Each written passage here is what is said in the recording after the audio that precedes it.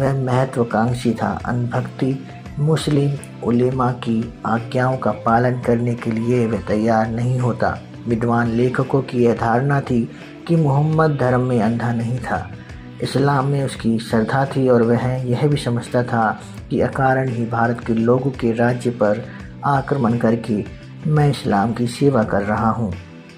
उसका दरबारी इतिहासकार उतबी उसके भारत पर आक्रमणों को जिहाद समझता, जिसका उद्देश्य इस्लाम का प्रचार करना था। अपनी तारीख ए यामिनी में वह लिखता है, सुल्तान महमूद ने पहले सिजिस्तान पर आक्रमण करने का संकल्प किया, बाद में उसने हिंद के विरुद्ध जिहाद करना ही अधिक अच्छा समझा।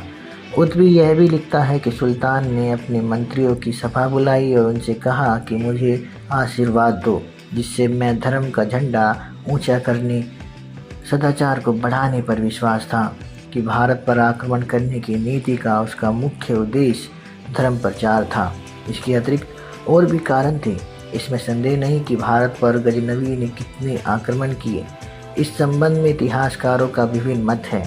लेखकों की राय एक दूसरे के इतने विरुद्ध है कि इसका निश्चित संख्या निर्धारित करना कठिन है।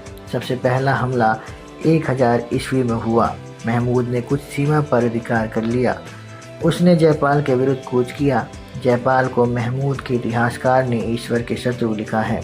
इस आक्रमण के समय सुल्तान ने स्वयं सेना का निरीक्षण करके उसमें से 15,000 घुड़सवार छांटे। नवंबर 1001 ईस्वी में दिन पेशावर के निकट घोर युद्ध हुआ।